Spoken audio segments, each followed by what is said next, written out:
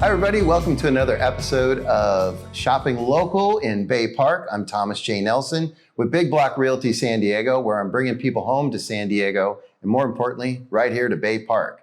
I'm with Ryan and Julia Fulton, and guess what? They're the owners of that world famous The Pub right here in Bay Park. Welcome to the show, guys. Thank you very much. All right, good to see you both. So I want to talk to you because even I've only been in San Diego 20 years, but I've been here long enough to know that when you guys opened, you were Dan Diego's, and now there's a name change. So let's talk about Dan Diego's and then what led you to changing it to The Pub. So Dan Diego's was originally set up in honor of my brother, who passed away just over 11 years ago at this point. So we wanted something to honor him, and we really like the Irish pub. We have a lot of Irish background, so we wanted to convert kind of his memory into an establishment that really can be an area to honor him.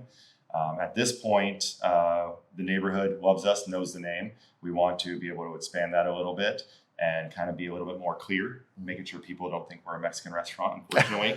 So, the Diego. The Diego, yes. So that's a big thing. So we want to be a little bit more clear with the community that's outside of Bay Park, because we know Bay Park. We love Bay Park. We have family in Bay Park. We grew up in Bay Park. I did. She was in Point Loma. But we're all from the community, and we wanted to make sure we were just a little bit more clear about that. Okay, folks, so we're a Bay Park website, and Bay Park businesses are what we're featuring for Shopping Local. So let's find out why you picked Bay Park. I kind of heard it already, but let's talk about it. So my parents, when they originally moved to San Diego, they moved to the Bay Park community. They still currently, not in the same home, but they still currently are in the Bay Park, Claremont neighborhood. I was born and raised in the neighborhood, so we wanted a location that was close to home, that was, our community base. We wanted to kind of give something back to our community, especially since we developed the pub to be a place of family, since we created it in honor of my brother. Absolutely. Whose nickname was Dan Diego. Nice. All right, so let's find out. I know why I love this place, but tell them what your customers say. What brings them back? What keeps them coming back? How do you have that neighborhood loyalty? What's the experience here at the pub? I think everyone keeps coming back to the pub for over 10 years now because of the family. It's family owned. We know everybody in the community, and if you're local, this is going to be your hangout.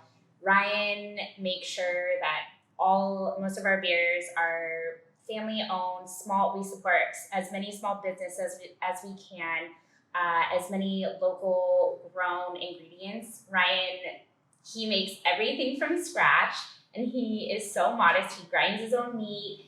Him and his mom work in the kitchen all day, every day. I was washing dishes with her like 20 minutes ago.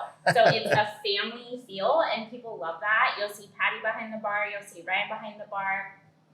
I'm getting goosebumps right now just because I know how much they put their heart and soul into it, and you see it on their faces every single day. Friends, family, we are kid friendly. My kids come here and hang out, and it's the best food for the best price on Morena. So we know that people will keep coming back for that family feel. All right, so obviously we got the Irish pub thing going here, but I also know you guys have an amazing menu. And I want you to not only talk a little about the menu, but remember to remind people what happens on Sundays here. So with the new name change, we just went back since the beginning of the pandemic to our brunch on Sundays, which was very, very popular. Yep.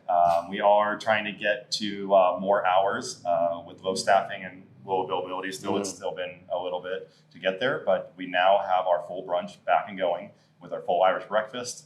And we have a couple of new items on there as well. We're doing homemade haggis and eggs on there.